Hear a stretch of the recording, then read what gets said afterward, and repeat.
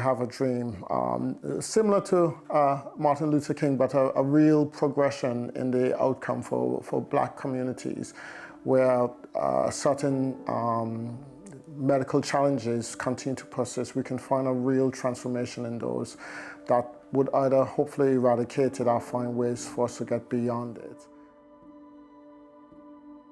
The Improving Black Health Outcomes BioResource is sort of a bank of data that's collected from people from Black heritage that is being looked at and analyzed for certain health patterns, certain health conditions, where people can use that as a resource to really further research into different possible treatments, or just really get a better understanding of what causes these situations to occur, and how we can better identify and help to reduce or actually solve these in the future.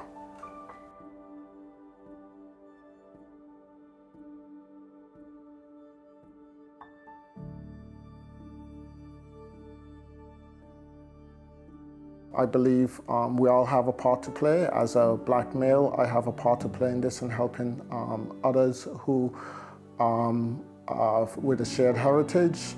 But also there's a bit of a story with my daughter, 9 years old, who one time when she fell down, bruised her knee, we went to get a bandage, and she put her hand into the box and found a brown colored one, and she said, "Look, Daddy, here's a skin-colored bandage." And that had a real impact on me, because it kind of really highlighted about when research is done and it really supports and enables people to feel really invested, you can have such a profound impact. And I thought, actually, how can I expand that? How can I get involved and have that same impact, to know that medical future innovations have really thought about all of the people who it affects. And this is including people of my heritage.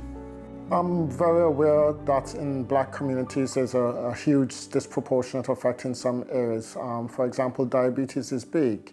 I'm from a Caribbean heritage, and I grew up hearing about diabetes. In fact, even to this day, I still feel it's a case of when, not if. And I feel that's very heavy in the Black community. And I'm aware of others as well, but that's one that really resonates in me and my heritage.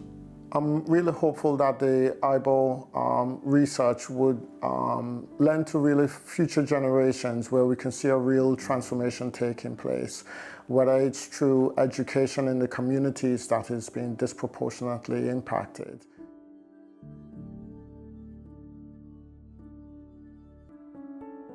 I wasn't wholly unsurprised by anything during the research. I think if anything, during the lifestyle questionnaire, it really highlighted to me as a self-reflection some of the behaviors, some of the patterns, some of the history. So it was actually kind of good in the introspective look at what is my lifestyle like, and what does it say? The research team explained everything to me very clearly. They went through consent forms, they went through the purpose of the study, they checked my understanding and if I was okay with it, and again, they made themselves available at any point to answer any questions I had. So I felt completely informed and understood fully what I was getting involved with.